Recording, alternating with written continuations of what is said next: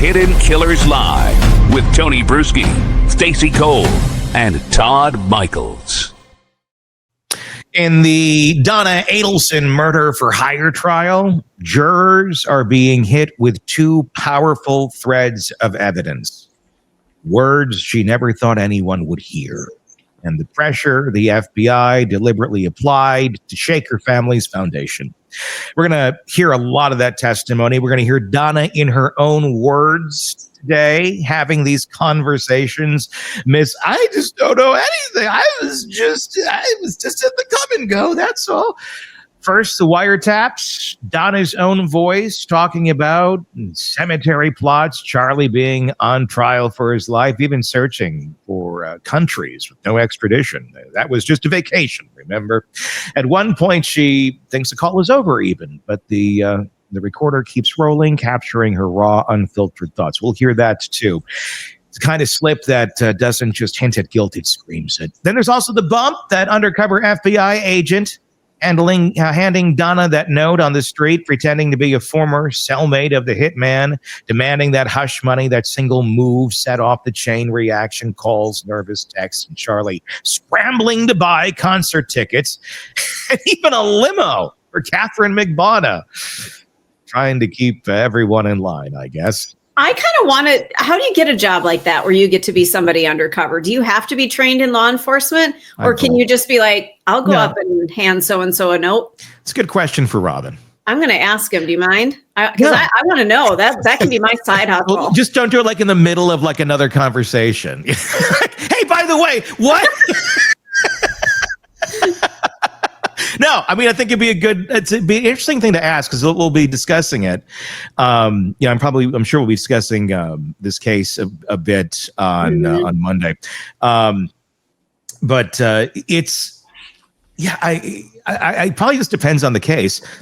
There's plenty of people where you become, you wear a wire, that's essentially, so there's wearing a wire and there's being an undercover agent. That's two different things. One's doing a bump and you're impersonating someone, because that's essentially what happened here. This person was pretending to be part of this hit team, if you will, or part of the gang.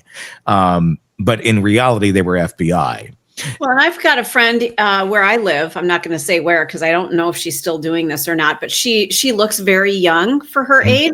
So she goes online and pretends to be an underage girl. Yeah, that's great when people do that to catch those fuckers. No, I'm all up. Does she like work with one of those teams that does that stuff? Yes, but she's in law enforcement, and you do not want to fuck with her. She will pound you into the ground. Now, I love that stuff. She actually shows up and meets them. That's great. It's almost like what's the guy? Have a seat. Chris Hansen. Yes, Chris Hansen guy. Yep. It's almost that exact scenario, but it's local. It's where I live. So he's Chris would be a good one for us to have on. We'll talk. We'll talk about that. Somebody's got to go after and get him. It'd be a fun guest because he's doing a thing on True Blue. That's his online thing, and it's I don't know if it's called Have a Seat or it's something like that, where he does and you can. There's a gazillion of them. So if you like to catch a predator, Chris is still doing that on True Blue. But let's see if we can get him on some morning to discuss all that. That would be fun. Because that's, so together, all of this, the wiretaps, the bump show, the family not blindsided by false accusations, but circling the wagons. They're desperate to stay ahead of the inevitable. And for jurors, it's a front row seat to both the worlds and actions that may seal Donna Adelson's fate. We got a lot to go through today that is going to, I just think, continue to dig the hole. And in a lot of these clips, I think what's going to be important to watch, if you're watching us on YouTube, by the way, if you're listening to us on the podcast platform, great. But if you want to watch, because there's a lot of visuals in this story, check us out on YouTube. Just search Hidden Killers with Tony Brueski. Watching Donna Adelson's reactions.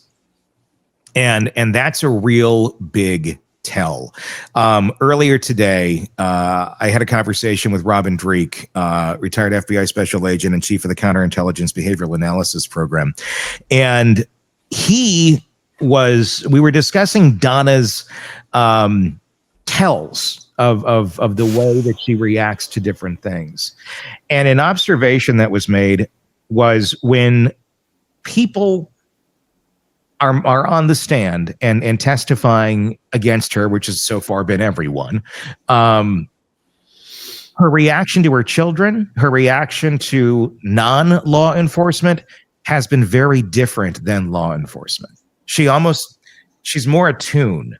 But when she's in the corner and, here's police officer, they got you, Donna, they're holding the truth to her power, I say in air quotes, she can't stand it. She literally falls asleep. She's acting like she's so drowsy and she's blocking it. Is that what he said? Deflecting it. Deflecting. Yep. Deflecting. Yep. Deflecting and the blocking behavior is so telling.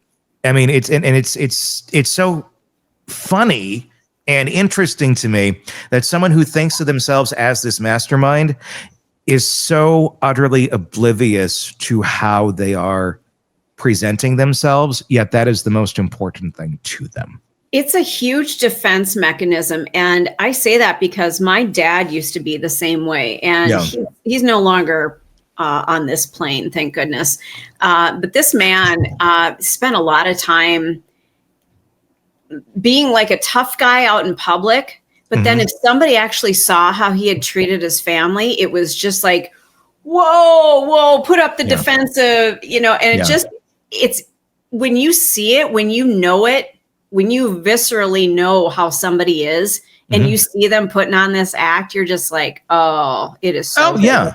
And it can flow the other way too, and I think this is probably how Donna played it, where it's just, oh my goodness. I said the other day, I bet there's a ton of people who used to come up to Charlie and Wendy and runaway Rob. Good for Rob. That we're saying, oh, you are so blessed to have such a great mom and dad, or probably more mom. She just cares so much about you. She's just, because to the outside world, it looks like, God, I got to keep up with that mom or dad. Like, look how involved they are. But you don't have to, because the ones that are doing that shit are insane. You can't keep up to that level with anybody. Right. In any sort of healthy level, unless it's like unhealthy obsession. And that's where it's like, oh, okay. Having that little space there, having the breathing room, having the ability for your children to learn who they are so they can become themselves and not just become little extensions of you, which is what narcissists believe. And they hold those cords like the NSYNC album. What was that? Pop Celebrity Puppet. We all worked the damn format when this was the album.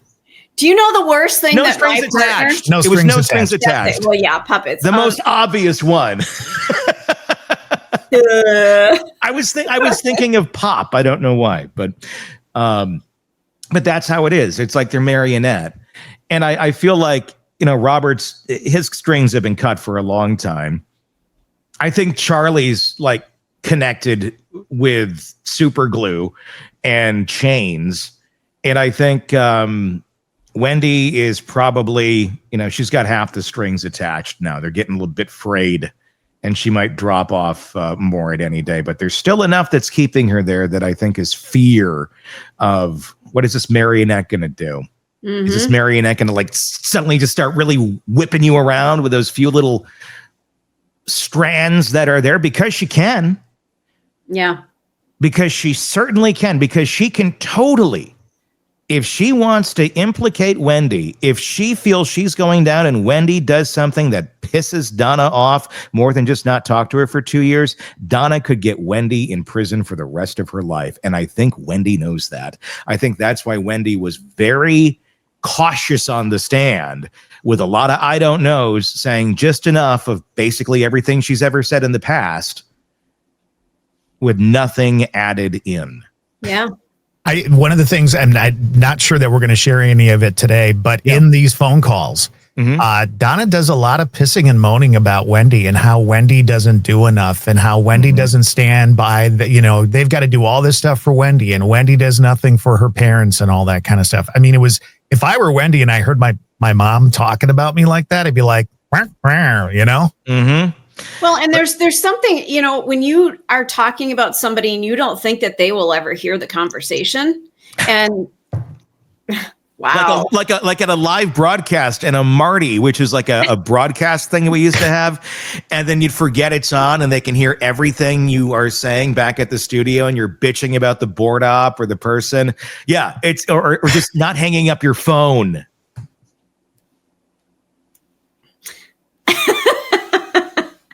Tony. Yeah. What? No, what? I'm back to you. I'm giving you examples. I thought you were about to tell a story about Stacy there for a moment. Yeah, I got no story. Nope. No story. Well, I always have a story. I have some incriminating audio of a former person I was with, and I will never do anything with it. But in this audio piece that I have is a segment of this person talking about a relative horribly. And I thought, okay, other than what I got of him that made me say, I'm moving the hell out of here, I'm getting out, is this little, probably a 30-second snippet of him just bashing a family member. It could collapse everything if I shared that. Ooh, I like that. Everything. That's a nice nugget. Cherry on the top of the infidelity that I discovered. But yeah. That's just even actually trashing two people. Wow. It's a double nugget. That's like one of those Franken nuggets from McDonald's where it's like, oh, these are connected in some sort of weird way. Right. And you're like, I really want to bite into this, but I'm afraid there might be a beak connecting. There might be something in there I shouldn't be eating. Yeah. So it's amazing how people will talk about somebody not realizing that someone else could hear it. Oh, yeah. Yeah. It changes the whole dynamic. That's where you just kind of got to adopt. And I think a lot of us probably adopted it early on of you just kind of live like the mic is hot, you always have to. I mean, at least back, when we couldn't swear on the air and things like that. But I think it's something we all learned at some point. I mean, early, by being burned by it or something. I said fuck on the air once, but it was 9/11, but I said fuck. Well, we all said fuck on the air on 9/11. Right, but after that, I was very coherent about my language on air. Like, wow, the fact that I could do that, even though I'd been trained not to, it's sobering. But you do have to live like everything is a hot mic, because now it is. When you're out in public, even like here in my apartment, we're being recorded as we speak because I have a camera. Yeah, well, yes, and we're recording you, by the way. Well, this is not just for the three of us for a Skype discussion. Wait, Stacey. What? We're broadcasting this, and I'm profiting on it. You didn't even know that. You thought we were just talking every day for the Truman Show. What the hell? That's why a check comes to you from me. It's not just because I like you and we're friends. Yeah, sorry, but see, and look at what you made me do. If you're watching the video, I just went blurry. It's my defense mechanism. Like, woo, I will be blurry now. You can no longer film me without my permission. Exactly. You're being filmed everywhere. So if you are out at a restaurant talking trash about somebody, that could come to light at some point. Absolutely. Yeah. Yep. No, so many places. It's it's spooky. I mean, I've heard of cases where they've gone to Amazon and reached out to the Alexa folks, and they were able to retrieve the recording or something of what was seen or what was listened to, in a very specific timestamp on the date, which is kind of disturbing. You can go back that exact, and I got Alexas all over the place, and I really don't give a shit because you're not doing anything. I'm not doing anything. If anything, I think if I'm ever accused of anything, this could exonerate me from it because I got here I am, debating nacho cheese in my kitchen or something. So, You lead an exciting life. I do. I really do. And so far, Taco Bell is the best, but if you got to get the at-home stuff, that Rico's is pretty good. Let's go to Donna's, the first part we got here. And that I accidentally forgot to hang up a moment. This is where the mask starts to slip the day after Charlie Adelson was convicted of orchestrating Dan Markel's murder. Calls his mother from jail. And after they speak, he hangs up. But Donna doesn't. What you're about to hear is Donna Adelson, unaware she's still being recorded, talking to herself out loud about legal moves, emotional breakdowns, and financial logistics, like a great, wonderful, smart, narcissistic, loving mother does. The unfiltered nature of this moment makes it one of the most telling in the entire case. Get your popcorn and enjoy. I want to skip ahead to May 4th, 2016.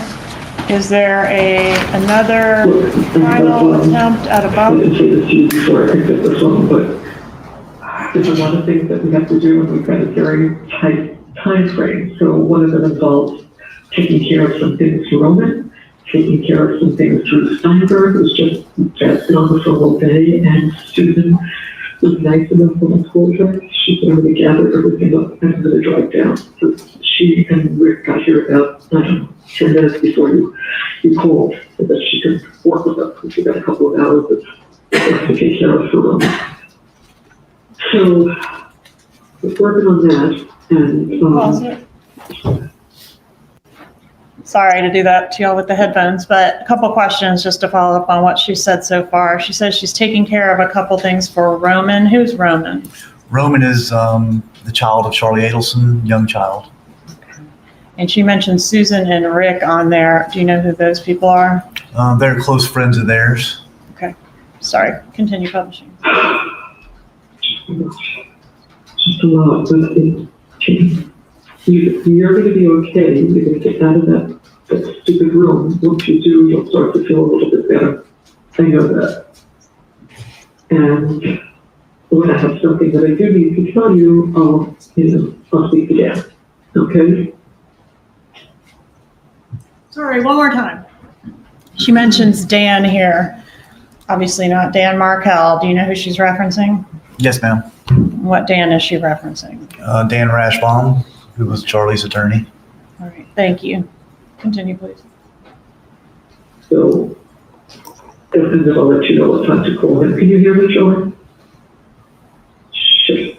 You can't hear me again, right? Sean, can you hear me? Can you hear me?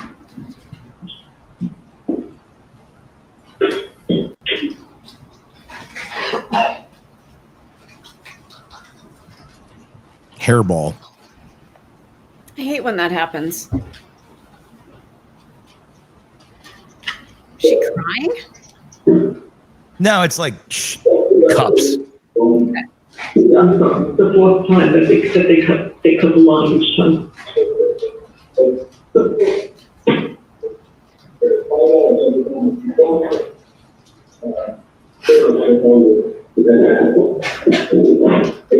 They pay for every minute that they keep charging every time you reconnect. They say that doesn't happen.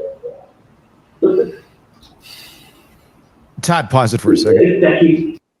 I just want to read this aloud for the podcast listeners, and I know she'll ask questions about it. If you're watching this on YouTube, you can on the screen it shows the transcript. But Harvey says it's $5 every time if he calls here, and she'll tell you he doesn't have anything they receive. And then Donna interrupts: "You pay for every minute, but they keep charging every time you reconnect. They say that doesn't happen." And then Mr. Shargan says, "Is he?" And then Harvey, "Yeah." Donna, except he's in this room. Mr. Shargan, undiscernible. Continue on. In this room, so the psychologist want to make sure he can kill himself. So the psychologist finally came. And he said to her, if you leave me here, I'll kill myself. With no light, no nothing. I'm in a cement block. Pause it. said he came to her and said, if you leave me here, I'll kill myself. There's no light. There's no nothing. I'm in a cement block. This is Charlie talking about life in prison. At least let me go back to my cell so at least I can see where I am. It also means, please don't leave me here. And she spoke to him for a little bit and she says, no, you're perfectly fine. I know that. You just have to go back. And, I've got a few of these reports. That just try and play. We'll listen to what the attorneys have to say. See where I am. Please don't leave me here. And spoke to him a little bit, and she said, no, you're perfectly fine. I know that. I just have to go back and, I've got to do these reports I have to write. Once I get those written and then submit them and then get them approved, you'll be able to go back. So he was just going back like in an hour. But that thing does, I'll lose my mind with me. It's all spirit on the inside. The all you see is yourself. The light never shut off, day or night. The fluorescent lights he says off all night. He said, I just want to go back where I was. But this I know people, and the key people who could hear in their box.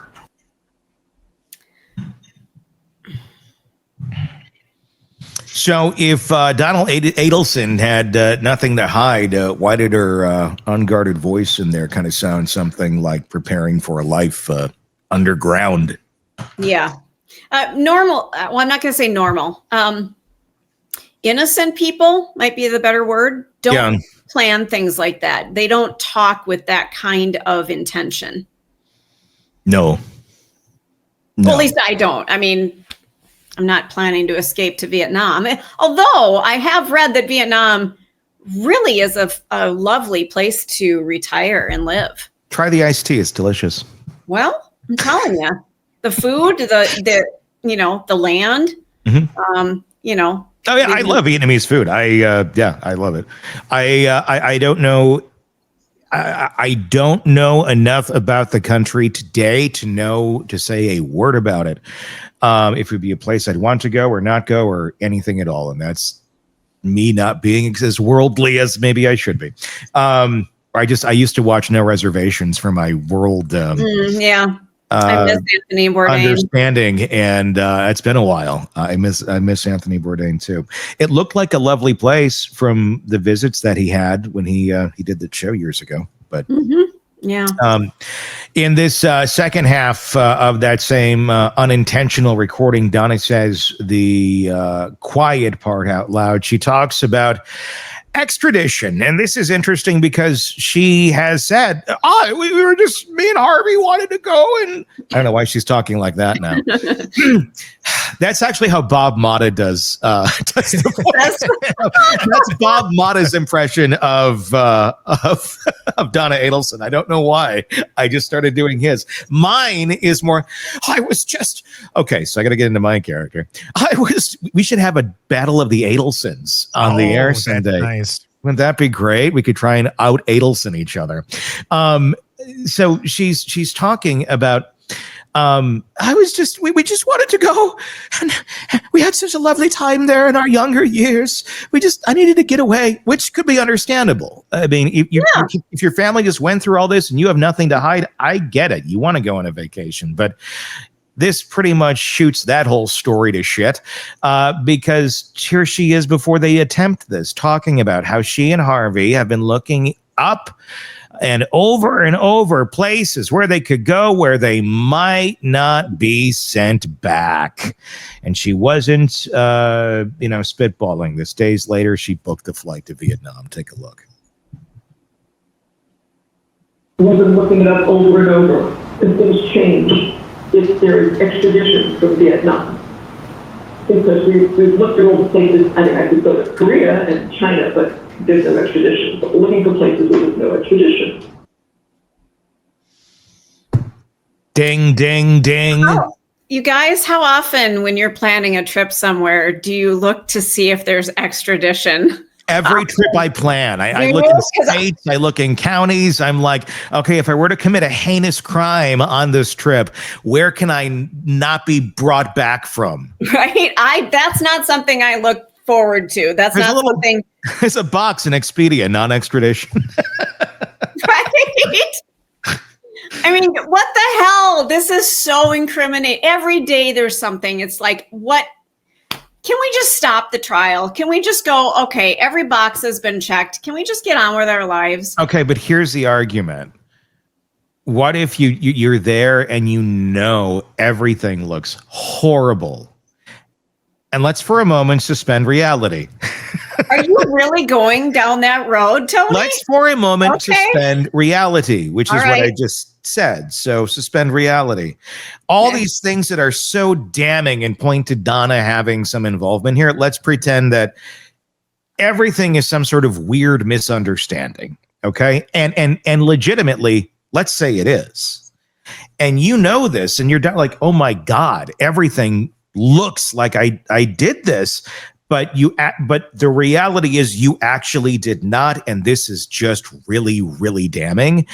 And you're like, I gotta run, because no one is gonna think that this is all a coincidence. They're going to get me, even though I didn't do it. So I got to get the hell out of here. Well, okay, that's a bit of a big stretch that my brain can't comprehend, because there's so many things. Like, is your luck really that bad? No. That everything is pointing at you from every direction? But if your luck is that bad and you suck that much at life that everything just points to you and everyone throws you under the bus, yeah, I could see running, I guess. The woman I could see it. Put cash in the washing machine. Yeah, exactly. And she forgot to hang up the phone when she was on a prison phone call with her son, and they're talking about all this stuff. Come on. Well, okay, you guys, no, just a second. So there was this really shitty job that I had after COVID. It was a work from home job, and we were on Zoom, obviously, and I was about to... What? I whispered, OnlyFans. No, because I would have made a shit ton more money on OnlyFans. Are you kidding? God, no, this was horrible. So I thought I put myself on mute. What I did was I muted the camera and not the microphone. So, because there were two separate, their system, it wasn't necessarily Zoom, but you could mute. So you muted the wrong one. Yes. Okay. And I got up and I went, God, what a bunch of fucking idiots.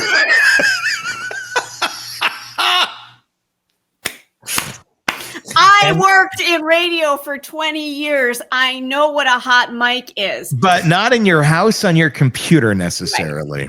Right. Yeah. So, yeah, but still, the best of us. But yeah, I ended up getting a talking to about 20 minutes later when I came back from my break. They're like, we heard what you said. Oh, fuck. Okay. But that was it a throwaway job to you, though? It wasn't something you were going to be doing forever, right? Well, at the time, I didn't have any alternatives. So it was not good. It was not good. Yeah. I just think if you've done some stuff you shouldn't have done and your son's already in prison, you just make sure that you cover your fucking ass. Right. And that was, well, but that again, it's the woman who doesn't understand technology. Yeah. Well, it's the woman who's so arrogant. She thinks she can't do anything wrong, which is why she's never learned from any of her own mistakes, which is why she makes such infantile mistakes with everything she does, because she couldn't be wrong. If she's ever been corrected, she never accepted it. If she realized there was something wrong, she couldn't deal with it, so she just blocked it out. So that's why these idiots make such glaring mistakes. And you'd think by this age, it's like either it's dementia or you are just that stupid and you're that wrapped up in yourself and your ego that, I mean, that's what takes so many of these people down is that it's the ego. And I think that's what's happening here. Really quick, before we go to the next one, I have a inappropriate swearing story. Uh-oh. I think I've shared this one with you, Todd. I don't know if you were there at the station. You'd already left. Okay. So what station? You don't have to give call letters, but what city? This was Sunny 97. In Fond du Lac, Wisconsin. Today's best variety from the 80s, 90s, and today. A fresher mix for your work day. with a no repeat workday guarantee. And Delilah at night. Yes, and Delilah at night actually plays into this. So, No. we're coming back into it was like high school football, and I was rejoining Delilah. I was trying to like do it at midnight or whatever, or the top of the hour, so whatever hour it was. And so I've been like playing, as I usually would, go and grab music that we don't normally play. And suddenly it's an R&B AC station for 5 or 10 minutes. Bump and grind. No, it was more like Babyface and that sort of like Brian McKnight. I don't know. Anyway, I'm ready to go back into Delilah, hit the jingle. And, back to Delilah on Sunny 97. And then pot Delilah up. And you're supposed to hear the... Hi, everyone. It's Delilah. I'm sitting in a bathtub right now with rose petals and a toaster ready to tip on in. It just depends what song we play next as to what happens. Something like that. But I pot it up and there's nothing. Dead air. My mic's still hot. Of course. Where the fuck is Delilah? Delilah. Did we ever? I think I remember that. Did we get a complaint on that? No, we didn't. No one said a word. I don't think you knew about it. I think you told me about it. I think you told me about it. I told you about it later, like 15 years later. Tony. Yeah, I like nobody caught it. I don't know how nobody caught it. I thought, oh shit. But for whatever reason, nobody caught it. Maybe I fielded the phone calls while they called in because I was the only one there. And knowing you were pretending to be the manager saying, I will handle this. Yes, this is, yeah. Yeah. Actually, I don't remember if I did that or not. I'm sure you did. I'm sure you did too. Right now, It's like something I would have done. Mm-hmm. Yes, I can tell you yes. All right, let's go back to Donna.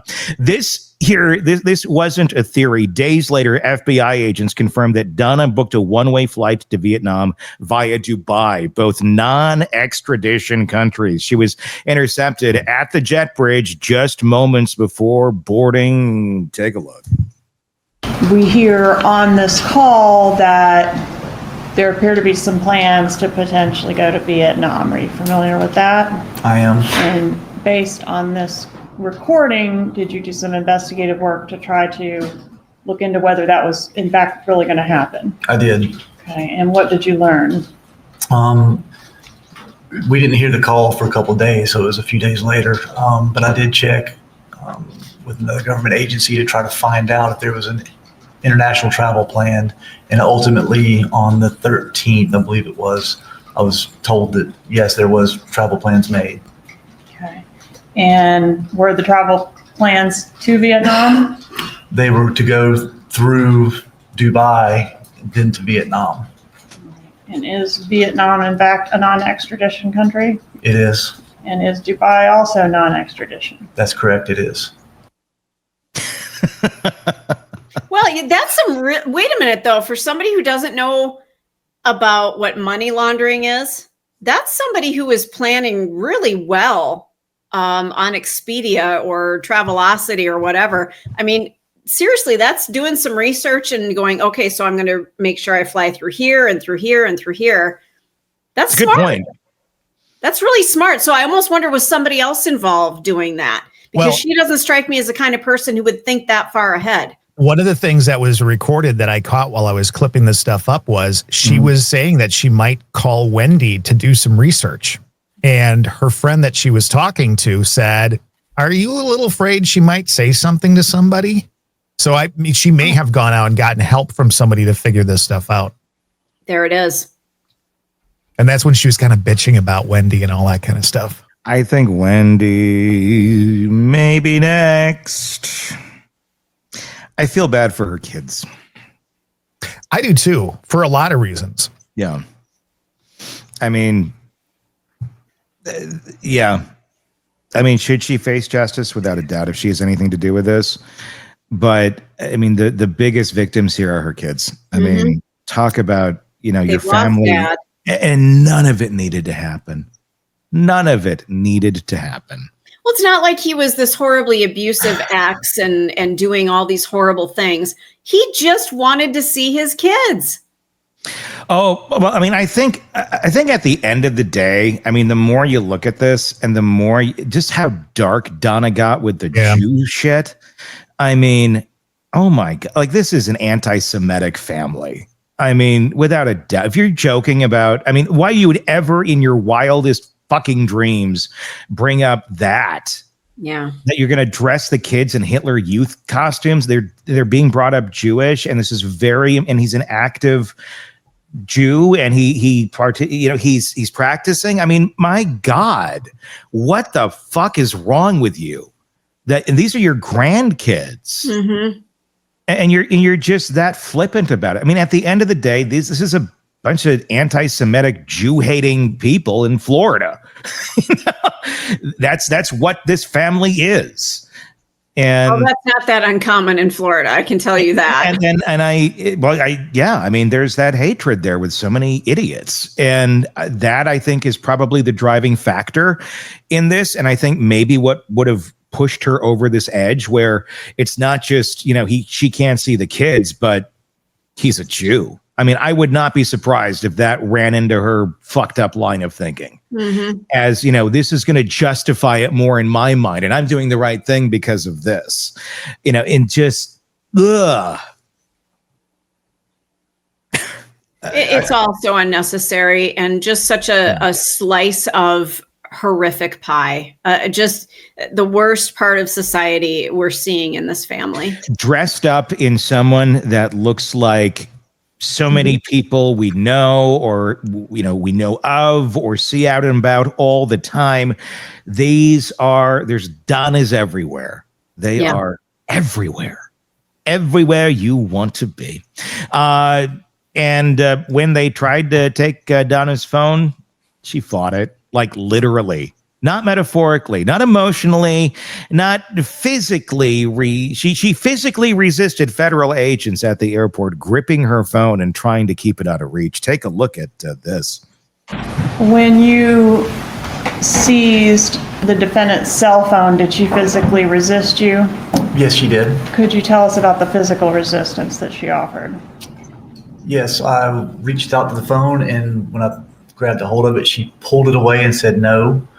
And then kept holding it away from me, trying to turn away from me. Another officer who was there arresting her actually grabbed her arm and held it. And then we were able to finally take the phone out of her hand, but she was still trying to keep it from us. Okay, that is behavior of like a 14-year-old when mom goes, okay, give me the phone. That's enough. Give me the phone. No. Have you seen the video? I mean, that of her at the airport. I mean, she's just so she's acting like a 14-year-old in a whatever, how old she is, 70-some-year-old woman's body. I mean, that's how she thinks too. That's the thing. Donna Adelson, like, as you think, mastermind, matriarch. No, she's a catty 14-year-old bitch. Yeah, she's a mean girl. She's a mean girl. I mean, she's someone who just, out for herself, always has been, always will be, never matured beyond that. And I mean, how genius are 14-year-olds? I would not put it past most 14-year-old girls if you said you need to launder money, that they wouldn't put it in there with a Tide Pod after taking a little like swallow of one first. Yeah. She believes that she requires or deserves the very best of everything. Like she does nothing wrong. She just deserves everything. Yeah. Yeah, without a doubt. I mean, that's and entitled. Yeah, completely. And that's the thing. That's how you can you keep looking at her going like, how does she look? That's her prism. And when you look at her through that prism, every time you think of her actions make more sense. They're almost predictable at a certain point. Because it's like, well, what would this person do if I were thinking this way? And that's what's always interesting about it, because everybody's prism is different. You know, it's like if you had like a prism and you cracked it, because I mean, everybody's prism's cracked a little. And oh, okay, well, I get why this does that if you study it for a bit. And it can be done in a very interesting way with crime, but can also be done just in your own life with human beings around you, and go, why are they seeing it this way? And it's not that it's right or wrong. It's like, as you can understand how they got from point A to point B, then they make a little more sense rather than just you're wrong or this or that. Anyway, an interesting look at that.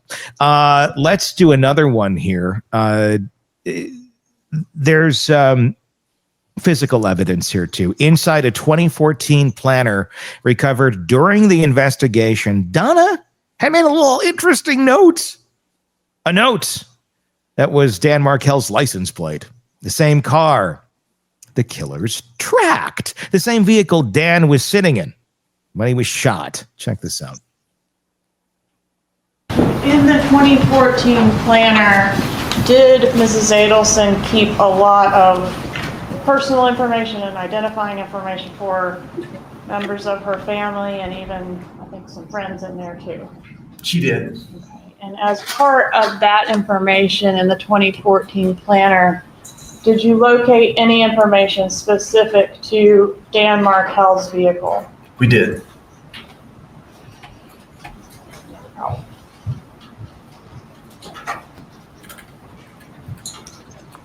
What information was that? Is the 08 Accord on the left middle of the page right there.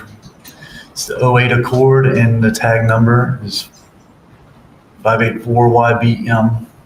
That's Dan Markel's tag number at the time of his murder? It is. Same vehicle that the killers pursued? That's correct.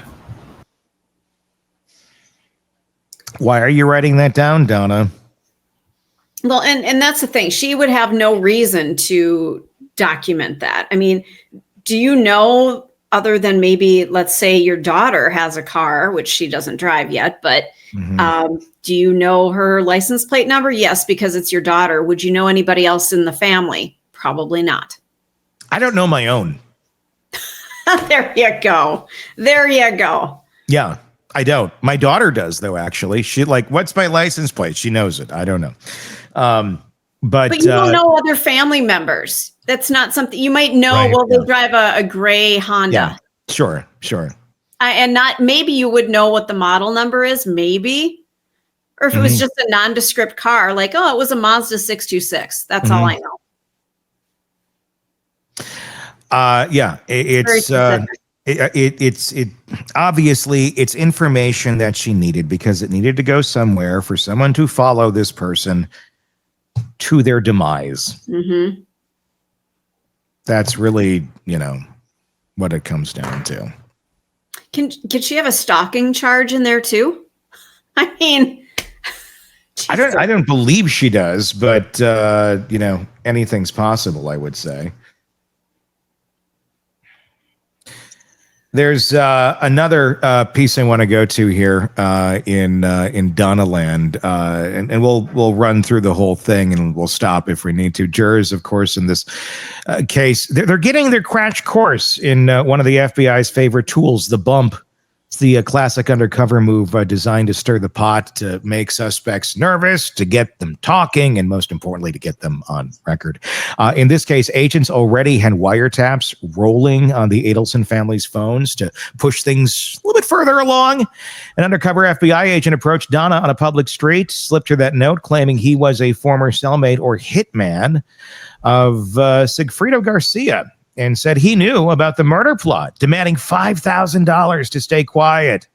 From there, the bump snowballed. Phone calls, text messages, straight to Donna, even contact with the family's dental practice. The idea was simple: apply pressure and see how the Adelsons react. And react they did. In the aftermath, Charlie Adelson is heard scrambling, buying his girlfriend, Katherine Magbanua and Garcia, concert tickets and even a limousine rental. I wonder what concert it was. And if he could kind of patch the cracks that were forming under the FBI scrutiny. Assistant State Attorney George Kappelman walked Special Agent Patrick Sanford through this chain of events for the jury.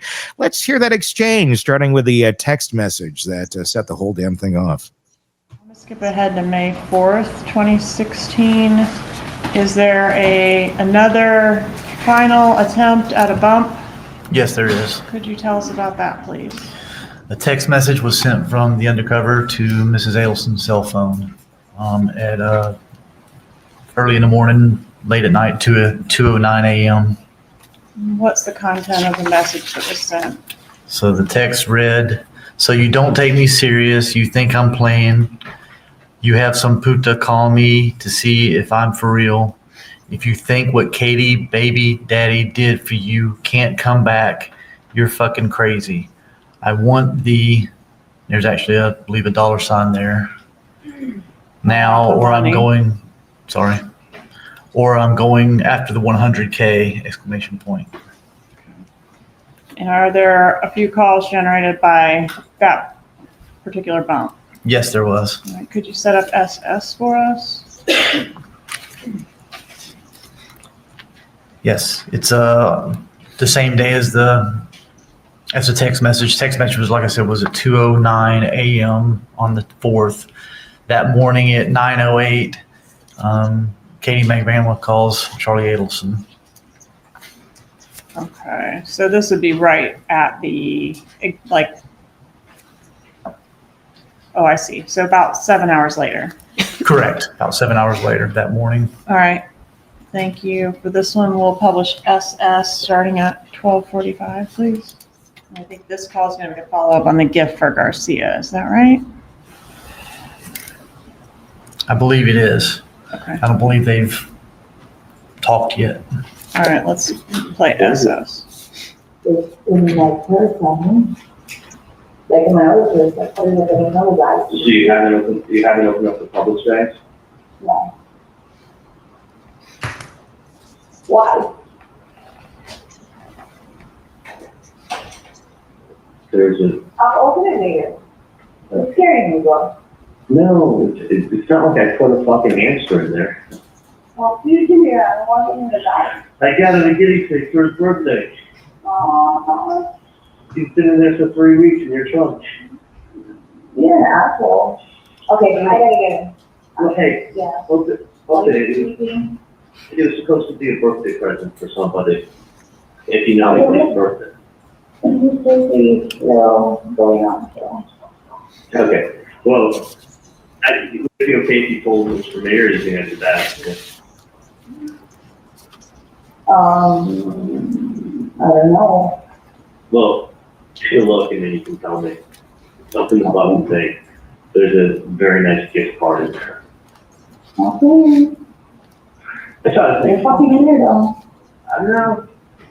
You know what he said? He told me, oh my god, that felt so bad. Like he's like, bro, because my mom always gets him a present, right? Like he took us out, like he used to come out for dinner and shit, whatever. My mom always does that, like for him. And he told him, he's like, well, you never get me a present, because I didn't get him a present. Who never gets me a present? I'm like, well, you're not 10 years old anymore, like get over it. Well, I got it. I have fucking getting a present. Well, guess what? I actually did. Well, thank you. So, you're welcome. So, open it up. If you think it's okay to give him, if you think he's old enough, then give him a present, okay? What And if fucking you- pocket pocket? If you think it's not, then don't do it. What pocket All pocket? right? Just make sure the shit's in a safe place. I gotta run. Yeah, it's just place. You gotta run, I'm fucking like, supposed to be in office, right? You just throw something water on your chest, if that's all. On my feet? Is that what you said? Huh? Yes. Where'd you get on my feet? I thought you said you spilled coconut water on your chest. I spilled it everywhere, I'm like, oh.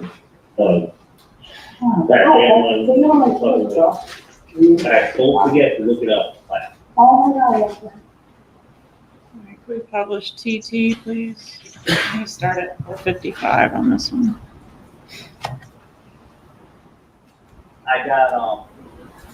he's got the drugs, he's fine. Let him get started on it. And if you don't think it costs anything, you can tell him that it's from the, when you open up the present.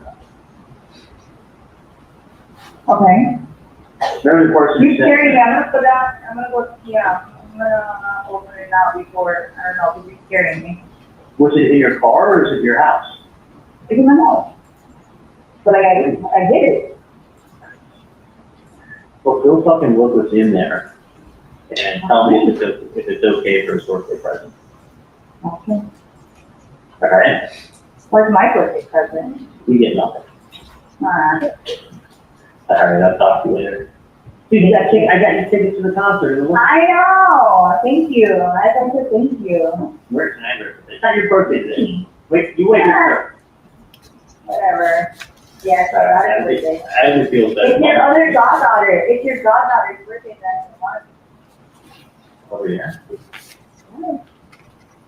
I got all these people that want me to adopt them. No, well, you already know my kids. I got like 60-year-old women in offices asking, saying, "Where's your kids?" And they go, "I don't have any." They go, "Can you adopt me?" You get a Father's Day card. Fucking amazing. I got Scotty wants to be adopted. I got like 8 people that want to be adopted. I don't be adopted, you want to adopt me, adopt my kids. You do a little love. You're the godfather. All right. All right. Thank you. In that one, we've got Charlie Adelson mentioning that he purchased concert tickets and a limo for Katherine Magbanua. Yes, ma'am, he did. And Magbanua refers to her own child as Charlie Adelson's godchild. Is that right? She did. Okay, let's play You, please. This one we go to 10:30.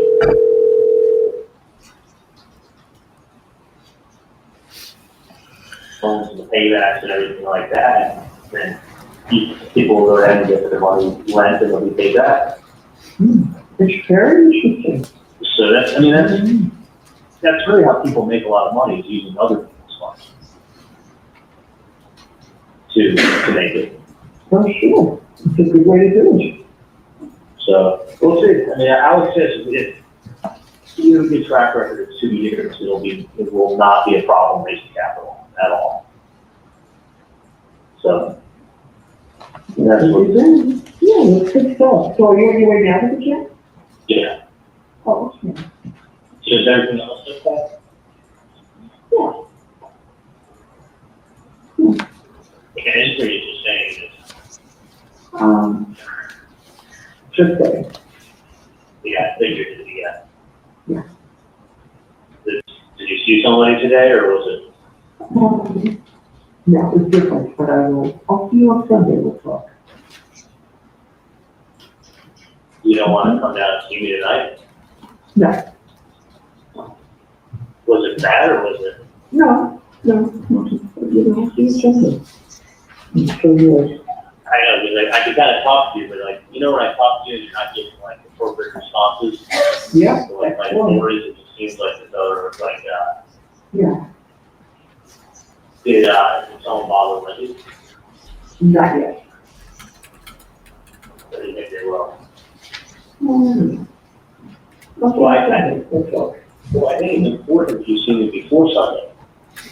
Well, where exactly are you gonna be tomorrow? Dad is off tomorrow, so maybe it's your chance. After Secretary is in, meeting a lot of people. Well, I'm meeting Doug in the afternoon. I haven't texted, I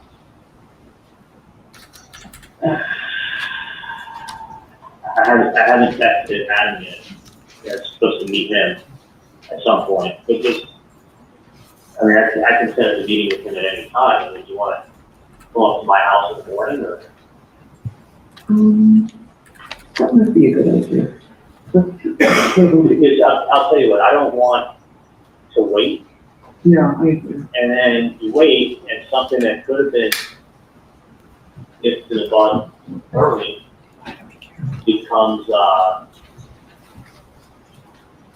something that doesn't get them to the butt early, and then snowballs out of control. Yeah, so maybe tomorrow, We're up early.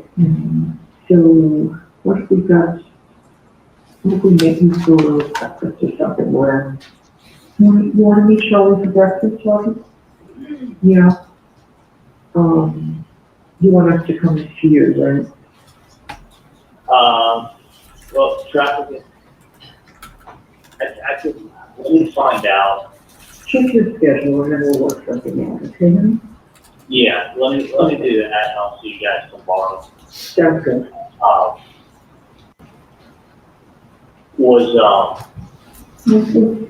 discuss that once you check it. I mean, I think it's just better that things get in quite early.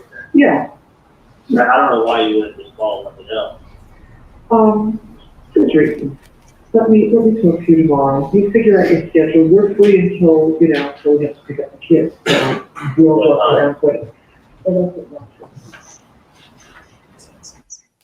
So that's yeah. Yeah. What wasn't said is very telling to me. But before I give what I think, what was your guys' reaction to I guess the whole thing, specifically Charlie, and just his demeanor, the whole damn thing. I'm going to lean into what Todd said the other day, because now I was really feeling it. I was really picking up on and again, this is just conjecture. This is just us thinking we don't know anything. We don't think. Everything's allegedly. This is a discussion and nothing is factual. But I was hearing, what's the word? I'm not flirtatious, but needing validation. That's just the entire demeanor of him talking to her was, I need you to need me. Does that make sense? I want you to want me. Yeah. I was the entire time. It was like, he is so needy here. He just give me something, give me more. And that's what I was feeling. Wasn't so much the content. It was just this yearning I was getting from him. And she was very like, well, you do blah, blah, blah, blah. There was this, I don't know. I still get that weird feeling with them, but obviously she didn't want to talk about anything. And no. Well, you find out what your schedule's like. Okay, honey. It's very just classic behavior of this. I mean, he's this fixer. He's conditioned to if Donna has a problem, he has to fix it. If Donna spills milk, he has to wipe it up. If anything, and if it's not solved and there's still a lingering problem out here, he feels he's not doing his job and can't sleep. He's anxious. He is so anxious in that call about not the crime. It's about pleasing Donna. Yep. It's about making sure Donna feels okay. Cause he's exactly. Are you okay? Okay. Or are you just saying that you're okay? What can I do? Can I do this? And then he's offering up like every solution in the book, and she's just, and then she's sitting there with her little marionette strings going, and that's where she gets the power. That was a fuel up for Donna right there, and him just it's okay. And she's in complete control.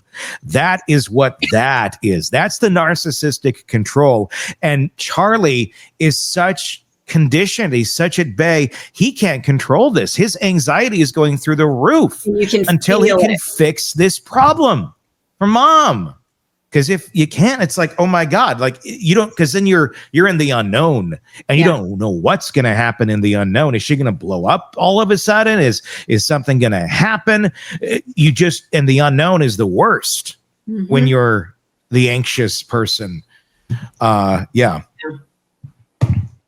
I hope I didn't steal Todd, I hope I didn't steal your take on it. But that entire time that's what I was feeling, like watching this person that just needs so much from this one specific person.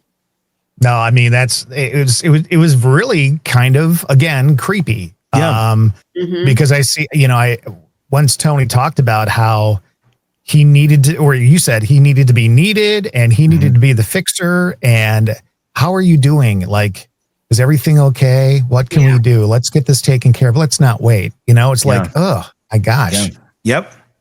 And it's just as much of a need for him as it is for her. Yeah. They are both feeding off of each other in just this circular, like, grossness.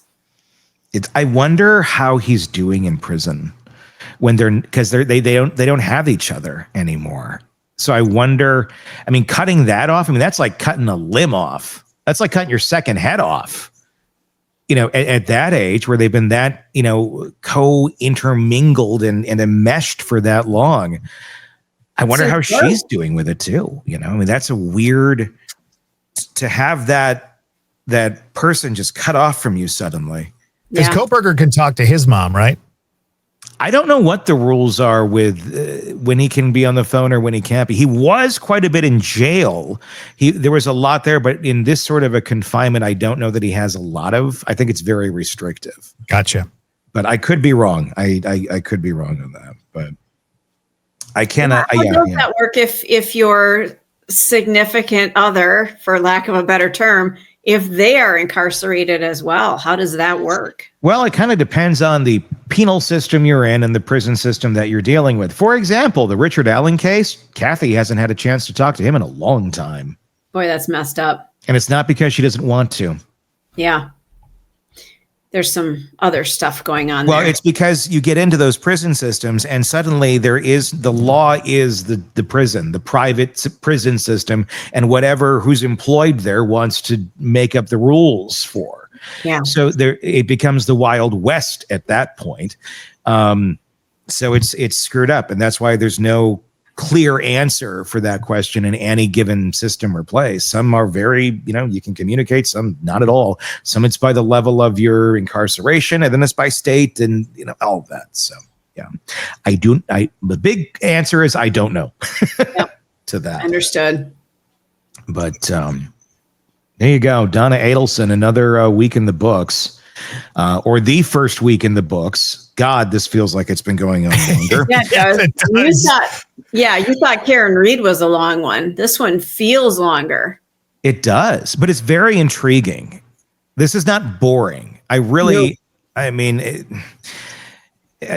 in any disrespect to Dan Markel, I'm enjoying this one. It's fascinating to watch from a legal perspective and breaking down the psychology of someone. I was going to say the psychological aspect is what's getting me. That the dysfunction of this family. I had an overbearing grandmother on my dad's side. Yeah. And she didn't go to these lengths, but boy, she edged up to the edge of this a little bit here and there. Yeah. The way she controlled part of the family. And when my mom and dad got divorced, her fangs came out. So I just don't think she had it in her to kill anybody. But if she would have had that inclination, my mom would have been dead a long time ago. People are only as dangerous as their means. Mm-hmm. Mm-hmm. Yeah. Yeah. So it's interesting to watch. A lot of times I just sit back and go, wow, that's my grandma. Yeah. And I think that's what makes a case like this very relatable, is because a lot of people have a Donna Adelson in their life somewhere. Mm-hmm, somewhere, shape or form, or did. And because there's nobody rooting for the Donna Adelson other than Donna Adelsons out there. Mm-hmm. The only ones who are looking at Donna, and that's probably a very telling thing. Go into a Hobby Lobby at about 11 a.m. on a Tuesday and walk around and ask some of the folks, hey, this Donna Adelson case, in the folks that respond, and see how many are on track with Donna and how many are like, she's evil. Well, Hobby Lobby is ground zero, is what you're saying. I don't know. I'm just Joanne Fabrics, but they're closed. Yeah, they're not open anymore. Joanne probably would have been a better choice, quite honestly. Yeah, but so I think you probably got to go to the Joanne or the Hobby. Is there any other national Michaels? Michaels is still in business. Not bad. We don't have a Michaels here, but I like Michael. I like their Halloween stuff, but of course you do. At home, that's a good one. Yeah, Closing tons of stores at our area. Yeah. Yeah. Anyway, well, there you go. That's the latest on Donna Adelson. And by the way, this whole thing, this live concept that we're not doing live on this episode, but going forward we are 10 a.m. Central, Monday through Friday. Hidden Killers on YouTube. Just search Hidden Killers with Tony Brueski and you will find us right there. You can watch us live. You can interact. There will be chatting. There will even be phone calls from time to time. So mark it on your calendar if you want a new way to wake up in the morning other than today. Or what's on at 10 a.m. on The View? I don't know. Price is Right. It's The View. If you'd like to do something other than Price is Right or The View, and you want this live, 10 a.m. Central, Monday through Friday. We could get the Price is Right audience too if we do some pricing games in the middle of it. You know, I'll bring out some Give away Dentine. prizes.